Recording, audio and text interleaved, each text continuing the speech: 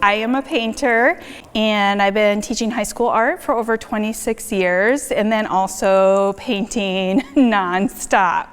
The time period that I really grasped towards would be the 70s, but then there was also that revival of the William Morris patternings and things like that, but more obnoxious with the clothing and very boldness.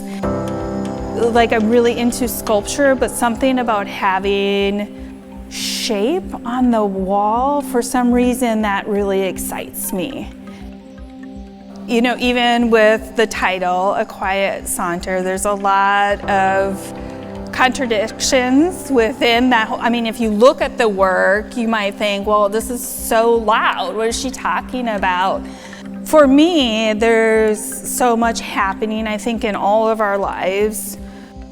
So I want people to step back and see those idiosyncrasies and then be pulled in to the work and get lost in the patterning and to quiet down, to just casually walk from one piece to the next. And I hope it's also happiness. This show makes me feel really happy, and I feel curious also. I could stare at each of these works and all of the works in the exhibit as a whole, just like trying to figure out the space of the canvas. Some of them actually look like they're coming out at you or folding outwards or inwards.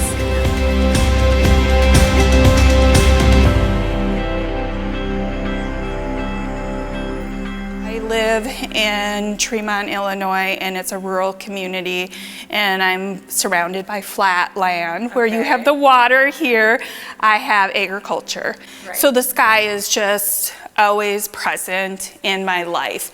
And so, like, these blocks in areas of whether they're patterns or even in some of the areas they're solid planes of color, I will have this pop of the atmosphere that comes through, like windows through a house looking out, because I do include that domestic interior spaces. I love interior design in general, so, but also nature. So I'm including both of those elements in those daily happenings.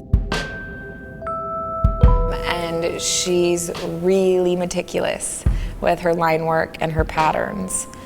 The patterns, a lot of the like flora and fauna tablecloth looking patterns, they remind me of tablecloths that I would see growing up, like at my grandparents' house. My husband, who, I mean, this is not his, he's an engineer. We're a pretty good team. I draft all the designs and he constructs the canvases for me.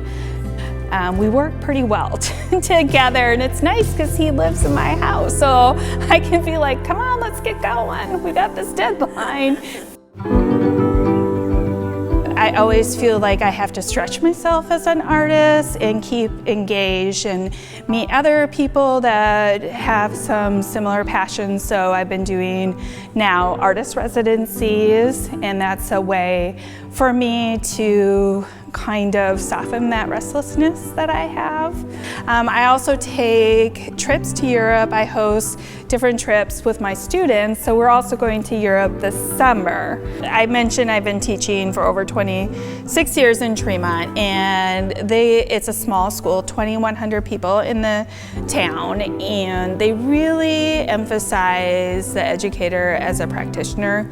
And this whole journey I've been on as an artist, they never made me make a decision between being an artist or an educator. I feel very fortunate because I don't know what choice I would have made.